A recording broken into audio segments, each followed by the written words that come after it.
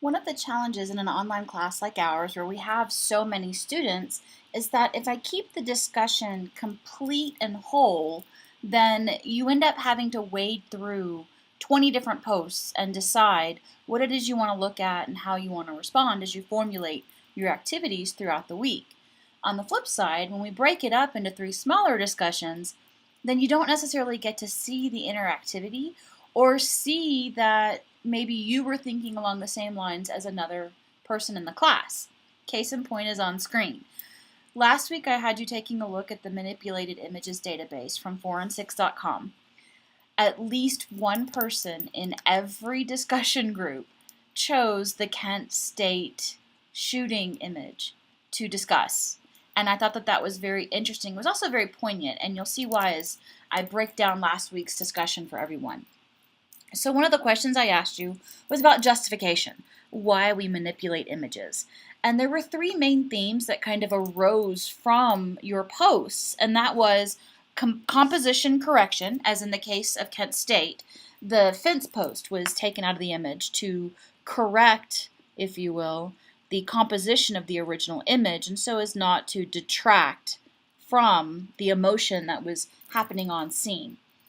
There was also a justification for perception versus reality, and this manifested in a few different pictures. In one group, perception was related to a Russian Orthodox patriarch and his wearing a $30,000 watch that had been removed from an image that was published. So the perception of this is a pious religious figure who should not have the means to afford a $30,000 watch versus the reality of what was really happening politically that gave him the circumstances to be able to wear that accessory. There were some other images and other discussions related to perception versus reality. In one, it was a a news outlet website sharing an image from a soccer match that was depicting an offsides, I believe, call during the match. However, the picture was manipulated after the fact, so what the public saw didn't necessarily represent what happened in the game. So trying to alter that perception versus what actually happened. And then there was also the scenario of trying to make a statement. And how do we make a statement with image altering? And this can be done in a couple of different ways. It could be an artistic statement that was attempting to be made, or it could be for humor purposes.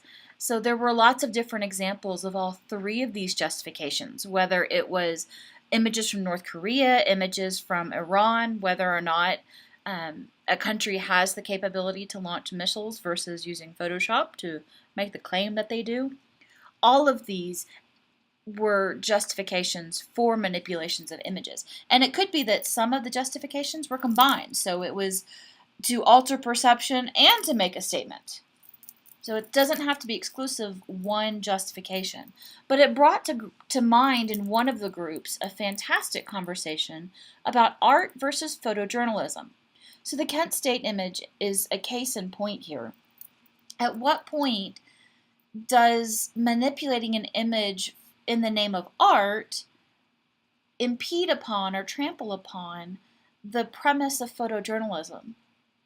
So would it have made a difference to simply leave the fence post in the picture?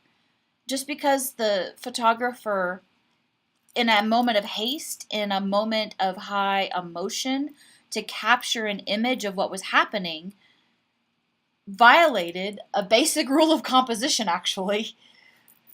Should the fence post have remained? And where do we draw the line on these limitations? Who decides if it's art or photojournalism? Who decides when we manipulate and why manipulate?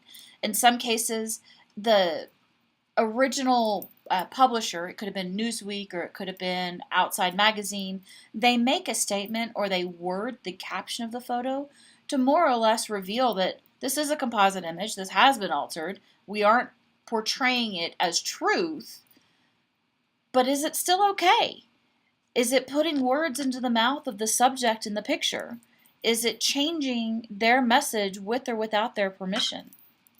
So there were a lot of great conversations that came about from this week's discussion, and there were some where there were differing points of view across the different groups. So I kind of wanted to talk about these as a whole, before we move on to digging into digital photography and camera settings, because I wanted to set the context and the frame for this class before we get into how we take pictures and then how we actually manipulate them. So just some food for thought. Let's take a look at this week's topic. Please use the links on screen to navigate to the section of the overview you wish to access.